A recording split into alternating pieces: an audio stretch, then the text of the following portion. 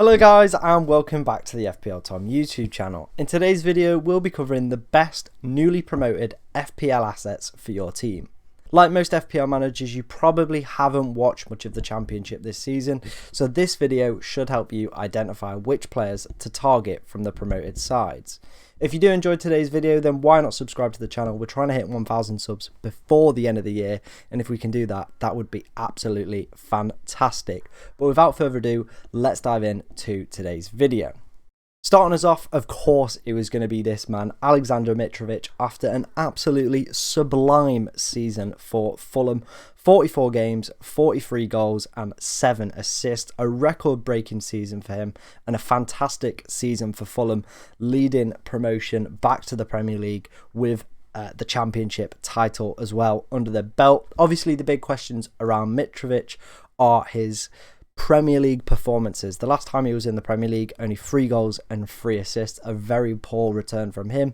In 2018-19, 11 goals and 3 assists, which is a very average kind of return for a newly promoted striker. We saw that from Timo Pukki this year, from a very poor Norwich side. So if Mitrovic could get 11 goals and 3 assists, I don't think that's kind of bad for a team who are going to be fighting relegation at 6 million as well. That's very good. That's a very fair price if he is going to be at that range. Obviously, we know about his temperament as well. He can fall out of managers and has become a little bit of an FPL troll over the past few years with his kind of disciplinary record and his lack of goal scoring ability sometimes. But we know his main strengths are his hold-up play. He's a fantastic finisher and he is absolutely great in the air.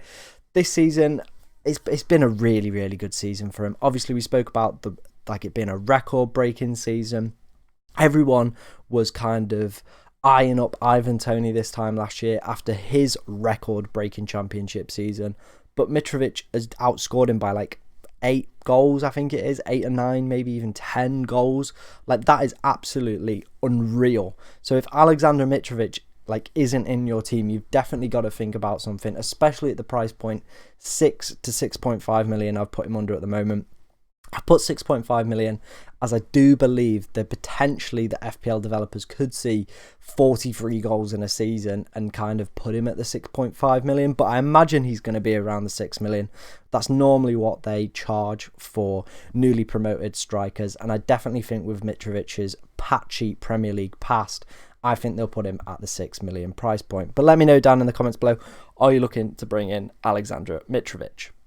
The next player that we are going to look to target is Wilson, Harry Wilson from Fulham. 10 goals, 19 assists this year. An absolutely fantastic season for him. An underperformance on XG as well. 102 chances created. Absolutely brilliant season from him. He's performing in the Championship for the past few years really, really well. With Fulham, Cardiff and the likes of Derby. We know how great he is from set pieces as well, so that's another string to his bow. He's been performing in a kind of attacking mid-right position for Marco Silva this season, and he's really flourished and really built up a strong connection with the big man we just spoke about, Alexander Mitrovic up front. So it's kind of a little bit to like Mbeumo and Toney last season, where it's two really quality players kind of linking up. And Wilson obviously has Premier League experience with Liverpool and Bournemouth. However, again, with Mitrovic, there's question marks about can he do it at the top level. The last time he was there with Bournemouth, only 7 goals in the Premier League. It's not bad if he's going to be around the 5.5 million price point. 7 goals for a player who's, probably just going to sit on your bench most weeks, but with kind of the plethora of midfield options that we're starting to see develop in the game, you'd probably want a little bit more. Speaking about his price point, I've put him in the 5.5 to 6.5. I don't think he'll be at that top range. I've just put it there potentially due to his Premier League kind of previous experiences. Who knows? But I believe he'll probably be about 5.5, 6 million at a push. But really good season for him. Are you going to bring Harry Wilson into your side? Let me know down in the comments below. And the first player we're going to take a look at from Bournemouth is Dominic Solanke. 46 games, 29 goals and 7 assists. If Mitrovic wasn't in the air, this man would be top scorer and it would have been an absolutely great season. But I think kind of some of the limelight has been shifted off him just down to the fact how brilliant Mitrovic has been this season. 29 goals, 7 assists, like we said. 32.24 XG as well, so an underperformance on his XG. And Bournemouth side that have had a little bit of a mixed season. Obviously, it looked like one point they were potentially going to be caught by a few teams. Obviously, the Forest game where they did eventually clinch promotion. Great season for him and a great previous season as well for him in the Championship. The season before last, 40 games, 15 goals and 8 assists. 2 great back-to-back seasons in the Championship. You'd imagine if Bournemouth hadn't gone up, there would have been potentially a few Premier League clubs kind of looking at him. Obviously, he's another player similar to Wilson and similar to Mitrovic, where they've got a patchy kind of Premier League past. Obviously, Dominic Solanke moved for big money from Liverpool to Bournemouth. But in his time in the Premier League, only 4 goals in 63 Premier League games. That is a pretty dreadful record. However, his game has massively developed since then, and he's really starting to show kind of the promise that everyone expected from him when he was at Chelsea and Liverpool. Obviously, 2 fantastic seasons. He's going to be probably about the £6 million mark, I imagine.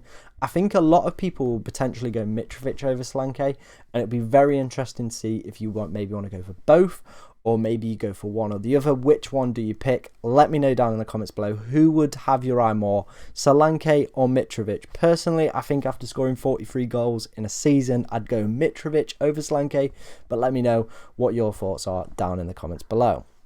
Moving on to the next player, and it is Philip Billing. A little bit of a shock kind of rise from Philip Billing this season. As you can see, 10 goals, 10 assists.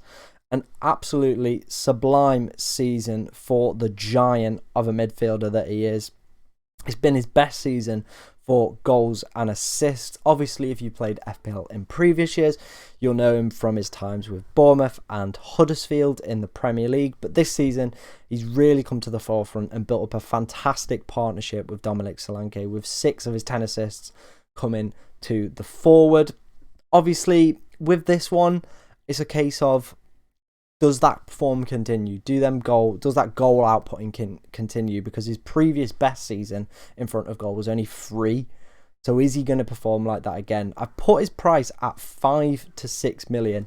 I do believe if he is priced at around 5 million, he could be an absolute steal if he can manage to continue the form that he's shown throughout this season. Bournemouth fans, let me know as well what you think about Philip Billing. Will he be going in your team? It's another one where I think I'd probably prefer Harry Wilson over him, just down to the fact that Wilson is a little bit more of a creative player on set pieces as well. But Philip Billing are definitely another one to consider if he is priced at around 5 million.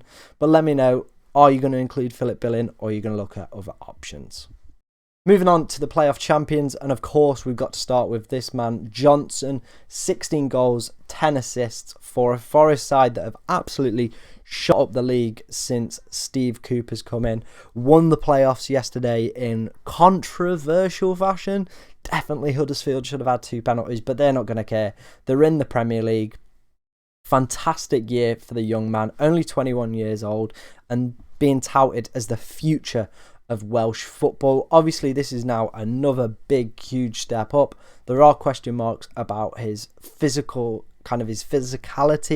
and whether or not he can manage that. But the previous season to this one, he was on loan with Lincoln and scored 10 goals and 5 assists. So as you can see, he's moved up the leagues. League One 2 seasons ago, Championship this year, now into the Premier League. There was obviously a lot of interest as well if Forest didn't go up, from the likes of Brentford, Leeds and Newcastle. Anytime Brentford are interested in a player, for me, that's a big tick. You know, they're fantastic with the recruitment. They look at all different kinds of data sets. They can identify quality players, especially in the forward department. Look at some of the talent they've been able to identify over the past couple of years. Watkins, Tony, Ben Rama, there's just to name a few in the attacking department. But then you look at this season, Christian Norgard, arguably one of the underrated players of the season. Brentford are fantastic with the recruitment, and if Brentford are interested in a player, it definitely piques my interest. Obviously, there are concerns around his price point. I think it's 6 million. He's probably not going to go in my team, but if he was around the 5 to 5.5 million, he definitely could be a consideration. I've seen a few other FPL YouTubers and FPL Twitter accounts maybe discussing the possibility of Johnson being 5.5 million. Obviously, he is a young lad. You've just got to see what kind of Forest's plans are for him as well. Do they cash in? I don't think they will. But then you've got to look at who they're going to play with him up front. Obviously, they had Keenan Davis on loan from Aston Villa this season, and they also have Sam Surridge. I believe that both players are probably at a championship level, so if they can bring in that extra player to play alongside him, I definitely think that would make him a more appetising option. But with the fantastic seasons that Dominic Solanke and Mitrovic have had, I'd rather go for them over Johnson. But do let me know down in the comments below, would you be interested in taking a punt on Johnson? And the final player for today's video is Spence. Obviously, everyone's known about this man for a couple months since his fantastic FA Cup performances. He's got that Reece James kind of Trent Alexander-Arnold vibes at the right backs. Well, it's more like a right wing within a three at the back system that Forest play. And when he does get into the positions that he does and puts the crosses in, it makes for a very, very appetising FPL player, especially if he's priced between 4 to 4.5 million. He could be our cheap defender, but the big concern with Spence is who's he going to be actually playing for next season. He's not a Forest player. He was on loan at Nottingham Forest last season. Obviously, he's owned by Middlesbrough, so it's up to Middlesbrough who they sell him to. Obviously, there's been a lot of interest from foreign clubs, Bayern Munich, but they've cooled their interest since signing a right-back whose name has escaped the top of my mind. But Spurs have been interested, but again, with them signing Perisic, I believe that interest will cool. So you imagine it will probably be like the likes of Forest, maybe Newcastle, I don't know. But there'll be definitely a lot of clubs interested in signing this man. So it's up to Middlesbrough what they do. And then it's also up to the FPL developers what price point they put him at. If they put him at 4.5 million, I expect him to be in a lot of people's teams. This season, 2 goals, 4 assists. Obviously, he's had a kind of troubled past with Middlesbrough where he didn't really hit the ground running and kind of fell out with Neil Warnock. Obviously, if you didn't see that beef on Twitter, absolutely fantastic.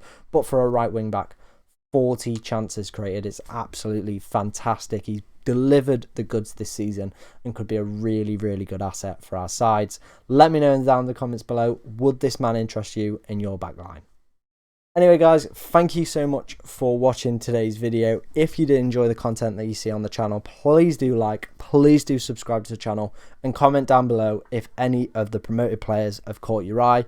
Finally, enjoy the rest of your week. Have a good day. Thank you very much for watching.